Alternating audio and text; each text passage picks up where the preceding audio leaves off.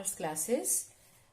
और आज हम शुरू करने वाले हैं final adjustment relating to surplus, that is dividend. So dividend की एडजस्टमेंट समझने से पहले कि उसको अकाउंट किस तरह से करते हैं, फाइनल स्टेटमेंट्स में शो कैसे करते हैं, we need to understand nature of dividend और इसके टाइप्स क्या क्या हैं।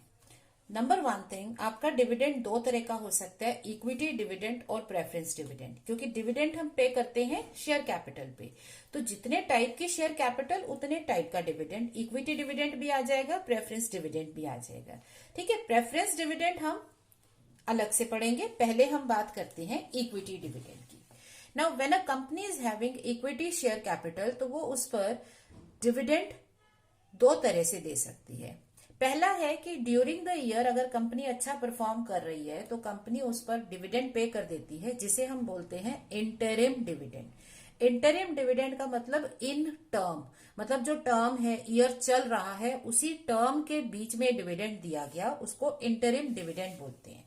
सो इसमें बोर्ड ऑफ डायरेक्टर्स क्या करते हैं, वो कंपनी की स्टेटमेंट्स बनवाते हैं फॉर द हाफ ईयर और अकॉर्डिंग टू द पीरियड, और उसके बेसिस पे कुछ डिविडेंड पे कर दिया जाता है। सो डिविडेंड कंपनी दे देती है शेयर होल्डर्स को आउट ऑफ अवेलेबल सरप्लस।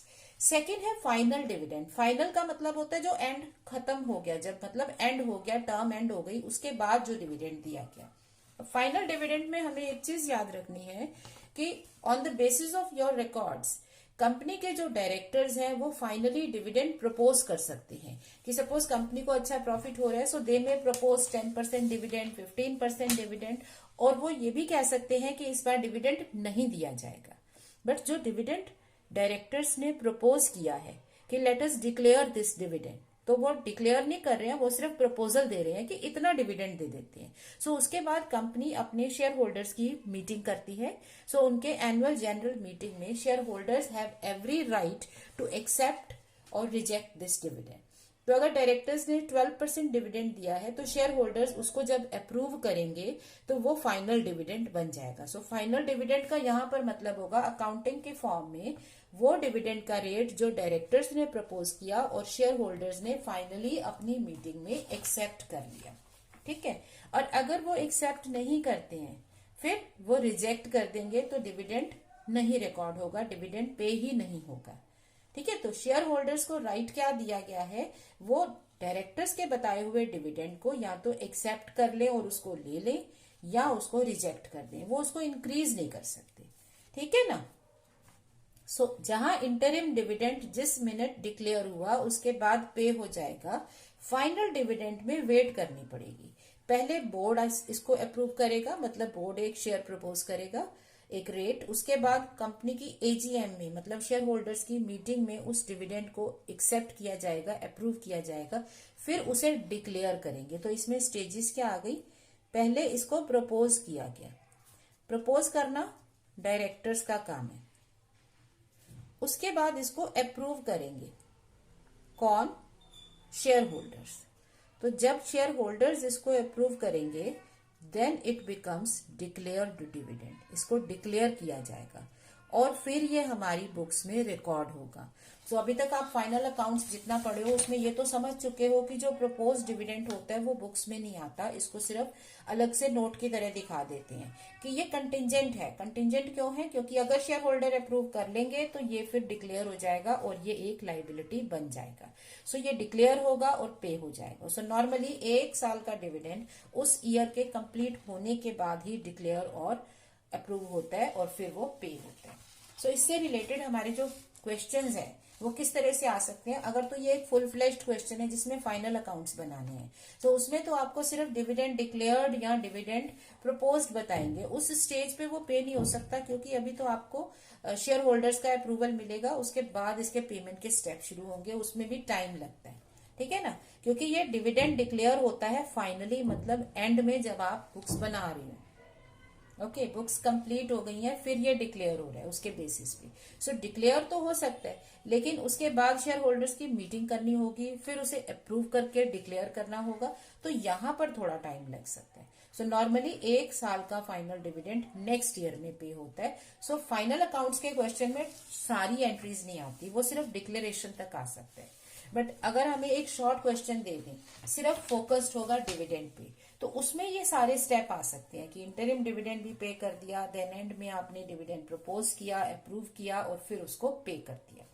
अब इससे रिलेटेड पॉइंट्स क्या याद रखने हैं। पहला पॉइंट जो अभी हमने डिस्कस किया, rate of dividend is declared by the company in its AGM. तो कंपनी अपनी मीटिंग में, कंपनी का मतलब होता है शेयर होल्डर्स, अपनी एनुअल जनरल मीटिंग में रेट को डिक्लेयर करते हैं। They can not exceed the rate proposed by directors. तो जो डायरेक्टर्स ने रेट दिया उससे ज्यादा नहीं कर सकते, but interim dividend board decide करते हैं। Secondly, all dividend is paid और payable on paid up share capital. मतलब कंपनी की जो पेड अप शेयर कैपिटल है उस पर डिविडेंड पे किया जाता है। सो सपोज कंपनी की इक्विटी शेयर कैपिटल है 1 lakh shares of 10 rupees each, 10 lakh हो गया। सपोज इसमें एक पर्सन ने होल्डिंग से 5000 शेयर्स, ही कुड नॉट पे 2 रुपीज ऑफ फाइनल कॉल। तो आपके पास पेड अप कैपिटल कितनी है? 9,90,000। तो इसके ऊपर डिविडेंड पे किया जाएगा, चाहे इंटरिम हो या फाइनल हो, पेड अप के ऊपर ही पे करते हैं। सो ये कंपनी के आर्टिकल्स में भी लिखा रहता है कि इस पर ही डिविडेंड देना है। हाँ, कई बार कंपनी अपने आर्टिकल्स में ये लिख सकती है कि जो शेयर्स हैं विद एरियर्स, जिन शेयर्स पे एरियर है, they won't be paid dividend. ठीक है, तो कंपनी ये भी कह सकती है कि जिन लोगों ने कुछ एरियर रखे हुए हैं उनको डिविडेंड बिल्कुल नहीं मिलेगा। उस केस में क्या होगा, 1 लाख शेयर में से 5000 शेयर्स पर क्योंकि आपके एरियर हैं, तो आप डिविडेंड कितने शेयर्स पे करोगे? 95,000 शेयर्स ऑफ 10 ईच। सो 9,50,000 पे डिविडेंड पे करेंगे। सो डिपेंड अपॉन द क्वेश्चन। कुछ नहीं कहा तो हम पेड अप पे लेते हैं, बट अगर क्वेश्चन ये कह दे कि हमें सिर्फ फुली पेड शेयर्स पे लेना है तो फिर फुली पेड शेयर्स पर ही डिविडेंड आएगा, एरियर्स वालों को डिविडेंड मिलेगा ही नहीं। ठीक है ना, यहाँ पे तो फिर भी जितना पेड अप मनी है, जैसे 8 रुपीज पे किया है तो उस पर तो मिल रहा होगा ना, क्योंकि वो तो पेड अप कैपिटल का पार्ट है, लेकिन यहाँ पर उनको बिल्कुल नहीं मिलेगा। सो पेड अप कैपिटल क्या है? 95,000 शेयर्स है पूरे पैसे वाले, और 5,000 शेयर्स है क्योंकि उन्होंने 2 रुपीज नहीं दिए, दैट मीन्स उन्होंने 8 रुपीज तो पे किए हुए है ना। तो टोटल पेड अप कैपिटल ऐसे बनी है। तो आप अपने आर्टिकल्स में इंसर्ट करवा सकते हैं कि जिस पर्सन ने एरियर रखे हुए हैं उन पे डिविडेंड बिल्कुल नहीं देंगे, तो उस केस में आप सिर्फ 9,50,000 पे डिविडेंड पे करोगे। ठीक है, अनदर थिंग इज कि अगर आपके shares with in the year issue हुए हैं तो उनका डिविडेंड प्रोपोर्शनेटली कम हो जाता है, स्केल डाउन कर देते हैं। मान लो आपकी इक्विटी शेयर कैपिटल शुरू में थी 1 लाख शेयर्स ऑफ 10 ईच। ठीक है, उसके बाद 2019-20 ईयर में आपने 1 जनवरी 2020 को 50,000 शेयर्स और इशू किए, फुली कॉल्ड एंड पेड। ठीक है, तो आपकी कैपिटल तो हो गई 15 लाख की फुली कॉल्ड एंड पेड। अब मान लो आप 10% डिविडेंड डिक्लेयर करते हो, तो ये जो रेट होता है ना, ये पर एनम मतलब पूरे ईयर का होता है। सो इस पर तो आप पूरे ईयर का डिविडेंड दोगे क्योंकि ये बिगनिंग में था, बट जो शेयर्स आपने इशू ही जनवरी में किए हैं तो वो तो करंट ईयर में सिर्फ 3 मंथ्स रहे हैं, तो यहां पर आपको डिविडेंड 3 मंथ्स का ही देना होगा। तो ये चाहे लिखा है या नहीं लिखा है, डिविडेंड आप स्केल डाउन कर लेते हो according to the time period of additional capital. ठीक है, नेक्स्ट है no dividend is payable on calls in advance. तो अगर किसी पर्सन ने एडवांस पेमेंट की हुई है उस पर डिविडेंड पे नहीं कर सकते, क्योंकि ये कैपिटल का पार्ट नहीं है, आपने मांगा नहीं है, कंपनी ने इतने पैसे नहीं मांगे हैं। So if somebody page in advance they can not claim dividend. हाँ, कंपनी की पॉलिसी हो सकती है कि उनको इंटरेस्ट ऑन एडवांस पे कर दिया जाए। So interest on calls in advance हो सकता है एज पर कंपनीज पॉलिसी, जो उसके आर्टिकल्स में लिखा है वो हो सकता है, बट डिविडेंड बिल्कुल नहीं दिया जाएगा।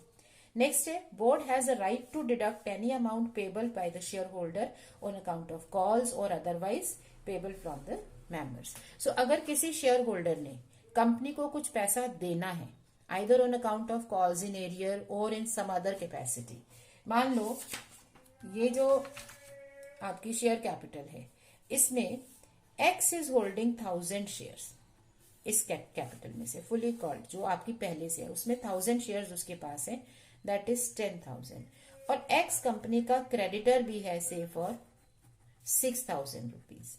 ओके, अब अगर कंपनी यहाँ पे 10% डिविडेंड पे कर रही है तो उसका डिविडेंड कितना बनेगा? 1,000 रुपीज। सो ये जो डिविडेंड है ये इस अमाउंट के अगेंस्ट कैंसिल हो सकता है। सो आप उसको डिविडेंड में कैश पे करने की जगह उसको उसके अमाउंट के अगेंस्ट कैंसिल करके उसका बैलेंस कम कर सकते हो। सो ये कंपनी अपने as per the right of लियन कर सकती है। सो जितना भी डिविडेंड है उसके अगेंस्ट एरियर्स कैंसिल हो सकते हैं, उसके अगेंस्ट कोई भी और अमाउंट जो शेयर होल्डर्स को पेबल है वो कैंसिल हो सकते हैं। Now sources of payment of dividend क्या है? जब कंपनी डिविडेंड पे करती है तो डिविडेंड प्रॉफिट्स में से दिया जाता है, तो इसकी एंट्री करते हुए या इसकी रिकॉर्डिंग करते हुए हमें रेलेवेंट सोर्सेज कम करने पड़ते हैं। अगर आप सरप्लस में से दे रहे हो तो सरप्लस में से डिविडेंड का अमाउंट कम करोगे, अगर आप रिजर्व्स में से दे रहे हो तो रिजर्व्स में से कम करोगे, है ना। सो आपको क्या करना है, इंटरिम डिविडेंड हो तो वो सरप्लस के बैलेंस में से ही दिया जा सकता है, ठीक है। सो कई बार ये क्वेश्चन आ जाता है कि can a company give interim dividend if it has incurred loss in the relevant current year. अगर उस ईयर में उस करंट ईयर में उसने अभी लॉस लिया हुआ है तो क्या वो इंटरिम डिविडेंड दे सकते हैं? यस, क्योंकि ये सरप्लस में से देना है, करंट ईयर प्रॉफिट में से नहीं देना है, it is from the surplus. तो अगर आपके पास सरप्लस का बैलेंस है आप उसमें से इंटरिम डिविडेंड पे कर सकते हो। फाइनल डिविडेंड के सोर्सेज में आपके पास सरप्लस है, आप रिजर्व भी यूज कर सकते हो, बट रिजर्व को कुछ कंडीशंस के अंदर यूज किया जाता है। और तीसरा, पहले जो ओल्ड हमारा कंपनीज एक्ट था उसमें क्या था, आप अपनी अगर सरप्लस नहीं है, रिजर्व नहीं है तो कैपिटल में से पे कर सकते हो। बट फ्रॉम कंपनीज एक्ट 2013 ये रिपील हो चुका है, विच इम्प्लाइज कि अब आप कैपिटल में से इंटरेस्ट या डिविडेंड पे नहीं कर सकते हो, you can only use surplus and reserves, ठीक है। तो ये मिस्टेक नहीं करनी है। समटाइम्स हम कहते हैं कि कोई फर्क नहीं है, ज्यादा अकाउंटिंग में तो फर्क होता नहीं है, तो हम अपना कोई भी पुरानी बुक लेके उससे कंटिन्यू कर लेते हैं। तो ये याद रखना कि कैपिटल में से डिविडेंड नहीं पे कर सकते हो। और एक मैंने पहले बताया था, रिजर्व्स का भी कंपल्सरी ट्रांसफर्स अब नहीं है, ठीक है। नेक्स्ट है कि अगर कंपनी डिविडेंड देना चाहती है तो उसको इक्विवेलेंट अमाउंट को डिविडेंड बैंक में ट्रांसफर करना पड़ेगा। सो अगर कंपनी का डिविडेंड मान लो बन रहा है 50,000 रुपीज, तो आप डिविडेंड को नॉर्मल अपने बैंक अकाउंट से पे नहीं करोगे, उसके लिए एक नया अकाउंट खोला जाएगा, डिविडेंड बैंक अकाउंट। इसमें पैसा डाल देंगे आप अपने बैंक से, फिर डिविडेंड की पेमेंट इस अकाउंट से पे होगी, ठीक है। इसका रीजन क्या होता है कि जब आपने डिविडेंड डिक्लेयर कर दिया और उसे पे करना है तो उसका पैसा अलग कर दो, वो पैसा किसी और काम के लिए यूज नहीं करना, क्योंकि आप शेयर होल्डर्स को टाइम देते हो कि विद इन अ मंथ और विद इन 2 मंथ्स आप अपना डिविडेंड आके ले सकते हो। सो अगर आपके शेयर होल्डर्स अभी पैसा लेने नहीं आए हैं और आपके पास कैश में बैलेंस दिख रहा है, तो हो सकता है कि मैनेजमेंट का ओपिनियन बने कि अभी तो पैसा है तो व्हाई नॉट यूज इट, कि हम इससे कोई एसेट खरीद लें या कहीं इन्वेस्ट कर दें। सो यू शुड नो कि इसमें से हमें डिविडेंड तो पे करना ही है आज या कल जब भी शेयर होल्डर आएंगे। सो उस पैसे को अलग रख दो ताकि वो किसी और पर्पज के लिए यूज ना हो। नेक्स्ट पॉइंट है अनक्लेम्ड और अनपेड डिविडेंड। कंपनी ने डिविडेंड डिक्लेयर कर दिया, उसके लिए कंपनी ने अपना नोटिस भी निकाल दिया, न्यूज़पेपर में आ गया या उनके पब्लिश स्टेटमेंट्स में आ गया, तो अब शेयर होल्डर्स को वो डिविडेंड को क्लेम करना है। बट अगर मान लो कुछ शेयर होल्डर्स ऐसी जगह पे हैं कि उनको नहीं पता चला और they have left India for good, और उनको नहीं पता कि यहाँ जहां उनके शेयर्स थे उस कंपनी में कोई डिविडेंड दिया जा रहा है या नहीं दिया जा रहा, सो ऐसा हो सकता है कि वो डिविडेंड क्लेम ना करे। सो डिविडेंड अगर आपने एक बार डिक्लेयर कर दिया और वो 30 डेज में अगर आपका अनक्लेम्ड रहता है, कोई पर्सन आके उसे नहीं लेते, then it must be transfer to a separate unpaid dividend account, ठीक है। Within 7 days from the expiry of 30 days, it's a liability for company. ये कंपनी की जिम्मेदारी बनती है कि जितना अनक्लेम्ड डिविडेंड है उसको अनपेड डिविडेंड अकाउंट में ट्रांसफर कर दे, मतलब ये पैसा अलग ही रखा जाएगा और आपके शेयर होल्डर्स को राइट है कि they can come and claim it with in 7 years। तो अगर वो 7 साल के अंदर कभी भी आके इसको क्लेम कर सकते हैं और कंपनी को इसे पे करना पड़ेगा। But if they do not come with in 7 years, फिर इस अकाउंट को क्लोज कर देते हैं और तब भी ये पैसा कंपनी नहीं रख सकती है, ये शेयर होल्डर्स का पैसा था। So it will be transfer to government. Government इसको कहाँ डालेगी? Investors education and protection fund में, मतलब इसको यूज किया जाएगा इन्वेस्टर्स की एजुकेशन और उनके राइट्स के प्रोटेक्शन में। सो अब ये है कुछ मेन पॉइंट्स डिविडेंड्स के। नंबर 1, डिविडेंड अगर बोर्ड बता रहा है तो हमें उसको नहीं रिकॉर्ड करना है, वो सिर्फ प्रपोजल है। जब वो शेयर होल्डर्स अप्रूव करेंगे तब वो डिक्लेयर होगा तो उसकी एंट्री की जाएगी। नंबर 2, जितना आपने डिविडेंड डिक्लेयर किया उतना पैसा एक अलग बैंक अकाउंट में डालोगे और उससे डिविडेंड पे करोगे। नंबर 3, अगर आपका डिविडेंड कोई क्लेम नहीं कर रहा, कोई आके ले नहीं रहा है, तो उस डिविडेंड को अलग अकाउंट में डाल दो। कौन सा अकाउंट है? उसके अकाउंट का नाम है आपके पास अनपेड डिविडेंड अकाउंट। ये विद इन 30 डेज करना है, नहीं तो लाइबिलिटी पड़ेगी, फाइन पेनल्टी आ जाएगा। और 7 ईयर्स के अंदर अंदर अगर ये क्लेम नहीं करते हैं तो उसको फिर इन्वेस्टर्स के फंड में चला जाता है, डाल देते हैं। ठीक है। अब फाइनली जब आप डिविडेंड पे कर रहे हो तो कंपनी इज रिक्वायर्ड टू पे CDT, कॉर्पोरेट डिविडेंड टैक्स। इसका एक्चुअल रेट 20.355% है, क्योंकि एक रेट है 20%, उसके ऊपर डिफरेंट सेस वगैरह लगा के ऐड करके ये बन जाता है इतना। सो ये आपको CDT पे करना है। This is to be done on your own. आपको कहा नहीं जाएगा कि CDT पे करो, यू शुड नो। जब आप कंपनी अकाउंट्स पढ़ रहे हो तो आपको पता होना चाहिए कि हर डिविडेंड के ऊपर टैक्स पेबल है, कॉर्पोरेट डिविडेंड टैक्स इस रेट पे। सो जब आप डिविडेंड डिक्लेयर करते हो, वो अपने सरप्लस में से देते हो, तो आपको ये टैक्स का चार्ज भी डालना पड़ेगा और इसे गवर्नमेंट को पे कर देंगे। ठीक है। सो ये लास्ट पॉइंट अभी हमने किया ना कि propose dividend is not recorded, वो नोट्स में आता है, डिक्लेयर डिविडेंड इज रिकॉर्डेड। सो ये तो हो गई कुछ जनरल बातें डिविडेंड के बारे में। अब आ जाते हैं हम प्रेफरेंस शेयर्स के बारे में, कि प्रेफरेंस शेयर्स पर कुछ एडिशनल पॉइंट्स हैं जो हमें याद रखने हैं। नंबर 1 क्या है? Preference shares have preferential right of dividend. आप इसीलिए इसे प्रेफरेंस शेयर होल्डर बोलते हो, मतलब उनका राइट डिविडेंड पर प्रेफरेंशियल है। प्रेफरेंस का मतलब होता है कि उन्हें प्रेफरेंस मिलेगी, उनको पहले मिलेगा। तो अगर कंपनी डिविडेंड डिक्लेयर करती है तो पहले प्रेफरेंस शेयर होल्डर्स को डिविडेंड मिलेगा, उसके बाद जो प्रॉफिट है उसमें से इक्विटी वालों को डिविडेंड मिलेगा। बट ये राइट एब्सोल्यूट नहीं है, मतलब हर साल प्रेफरेंस शेयर होल्डर्स खड़े होके ये नहीं कह सकते कि हमें हमारा डिविडेंड पे करो। वो सिर्फ तभी अपना डिविडेंड क्लेम कर सकते हैं अगर कंपनी इक्विटी को डिविडेंड देती है। So you just have a preferential right. So her question में अपने आप से हमें प्रेफरेंस डिविडेंड नहीं लिखना। हम प्रेफरेंस डिविडेंड तब लिखेंगे जब इक्विटी वालों को डिविडेंड मिलता है। सेकेंडली, हमारे प्रेफरेंस शेयर्स का नेचर यूजुअली क्यूमुलेटिव होता है। क्यूमुलेटिव का मतलब होता है इकट्ठा होता रहना। ये किस रिस्पेक्ट में टर्म है? ये डिविडेंड के रिस्पेक्ट में। तो अगर एक साल डिविडेंड नहीं दिया, मान लो कंपनी ने इक्विटी को डिविडेंड नहीं दिया, तो प्रेफरेंस वाले भी नहीं मांग सकते, उनको भी नहीं मिलेगा। अब नेक्स्ट ईयर क्या होगा? उनका डिविडेंड एक्यूमुलेट हो जाएगा, तो जो पिछले साल का डिविडेंड है और इस ईयर का डिविडेंड है, ये दोनों इनको मिलेंगे। उसके बाद फिर डिविडेंड इक्विटी वालों को मिलेगा। ठीक है। So dividend not paid in any year is carried forward to next year and is required to paid in that year.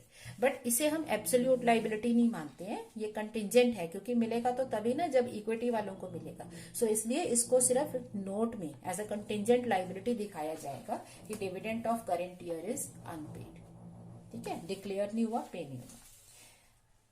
सो अगर हमें कुछ नहीं दे रखा, हमारे शेयर्स हैं क्यूमुलेटिव, बट अगर वो नॉन क्यूमुलेटिव हो जाए, इन दैट केस अगर किसी ईयर में डिविडेंड पे नहीं किया तो वो लॉस्ट है, वो दोबारा नहीं मिलेगा। तो हर साल नया डिविडेंड, उस ईयर का डिविडेंड मिलेगा, पिछला क्लेम नहीं कर सकते। वो नेचर है ना, क्योंकि आपके शेयर्स का नेचर क्या हो गया? Non cumulative. तो नॉन क्यूमुलेटिव में अगर डिविडेंड पे नहीं किया मतलब लॉस, अब नहीं मिलेगा। अच्छा, इसके अलावा क्या है? पार्टिसिपेटिंग प्रेफरेंस शेयर्स भी हो सकते हैं। अब पार्टिसिपेटिंग प्रेफरेंस शेयर्स को क्या मिलता है? उनको एक राइट मिलता है एडिशनल डिविडेंड का, प्रॉफिट्स में एक्स्ट्रा पार्टिसिपेट करने का। ये किस तरह से होता है कि इक्विटी शेयर होल्डर्स को कुछ डिविडेंड देने के बाद अगर प्रॉफिट बच जाता है तो उनको पार्टिसिपेशन राइट्स मिल सकते हैं। फॉर एग्जाम्पल, आपकी 10% प्रेफरेंस शेयर कैपिटल है, ठीक है, ये है 1 लाख रुपीज की, ऑलराइट। अब they have a participation right, इनको पार्टिसिपेशन का राइट है इन हाफ ऑफ एडिशनल, क्या राइट उनको मिलेगा? पार्टिसिपेशन का half of additional dividend paid to equity share holders above से 20%। तो ये इन्होंने इनके पॉलिसी में क्या लिख दिया कि इनको एडिशनल डिविडेंड मिलेगा।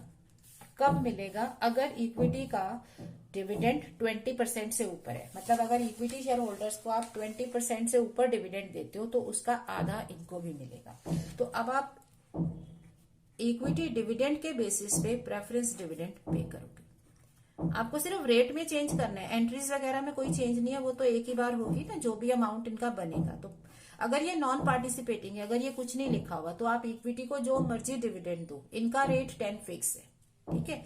बट इस केस में क्या होगा, मान लो आप इक्विटी को 10% डिविडेंड देते हो, तो प्रेफरेंस को अपना 10% मिलेगा, क्योंकि इनका पार्टिसिपेशन 20% से ऊपर शुरू हो रहा है। आप इक्विटी को 18% देते हो, इनको अभी भी 10% मिलेगा। आप इक्विटी को 20% डिविडेंड डिक्लेयर करते हो, दे आर स्टिल एट 10%, क्योंकि उन्हें 20 से ऊपर पार्टिसिपेशन का राइट है। अब मान लो आप इक्विटी को 24% देते हो, तो अब इनका कितना पार्टिसिपेशन होगा, half of the additional dividend paid to equity above 20। तो इक्विटी का 20 से ऊपर कितने, 4%, तो 4 का आधा हो गया 2, तो अब इनको 12% मिलेगा। मान लो आप इक्विटी को डिविडेंड देते हो 27%, तो 7% आप एक्स्ट्रा दे रहे हो, 7 का आधा हो गया, हाफ हो गया 3.5, तो 13.5%, ठीक है ना। सो आपके अगर पार्टिसिपेटिंग शेयर्स हैं, प्रेफरेंस शेयर कैपिटल पार्टिसिपेटिंग है, तो आपका रेट थोड़ा सा फिक्स्ड रेट से अलग हो सकता है। फिक्स्ड रेट 10% था, बट एज पर पार्टिसिपेशन ये चेंज हो सकता है। या आपको ये भी कह सकते हैं कि अगर किसी ईयर में आपके प्रॉफिट्स इतने अमाउंट से ऊपर है, मान लो if the company is having profit above 50 lakhs, then preference share holders rate will be 12%। तो जो पार्टिसिपेशन है उसके अकॉर्डिंगली आप लोगे, ठीक है ना। सो रेट डिसाइड हो जाएगा, या उनका जो अमाउंट पे करना है वो डिसाइड हो जाएगा, उसके बाद हम एंट्रीज करेंगे। सो नेक्स्ट वीडियो में हम क्या सीखेंगे कि जब ये डिविडेंड्स डिक्लेयर होते हैं, पे होते हैं, तो एंट्रीज क्या होती हैं। नॉर्मल हमें सीक्वेंस पता है, नंबर 1 डिविडेंड डिक्लेयर होगा इन सोर्सेज से, ठीक है, तो डिविडेंड डिक्लेयर करने की एंट्री। नंबर 2 डिविडेंड का पैसा आपको अलग डिविडेंड बैंक अकाउंट में डालना है, उसकी एंट्री। नंबर 3 डिविडेंड पे कर दो, और जो पे नहीं हो पाता उसे अलग एक अकाउंट में डाल दो। नंबर 4 जो सीडीटी है उसको पे कर दो। तो ये 4-5 एंट्रीज हैं, और उनके अकॉर्डिंगली हमारे अकाउंट्स और एडजस्टमेंट होगी सरप्लस और रिजर्व्स में, वो हम करेंगे। उसके बाद हमें स्पेशल अटेंशन कहाँ देनी होगी कि अगर आप रिजर्व्स को यूज करते हो, क्योंकि रिजर्व्स में क्या है, कुछ कंडीशंस हैं, उस पे ही रिजर्व यूज हो सकता है, अदरवाइज रिजर्व यूज नहीं हो सकता। So you will have to meet the conditions. तो ये रिजर्व वाला पॉइंट हम अलग से करेंगे। So we'll be studying number 1 dividend की जर्नल एंट्रीज एंड डिविडेंड के proper ledger accounts with some examples. Number 2 dividend out of reserves, ये सेपरेट पढ़ेंगे, ठीक है ना। So meanwhile keep practicing, keep smiling. Thank you.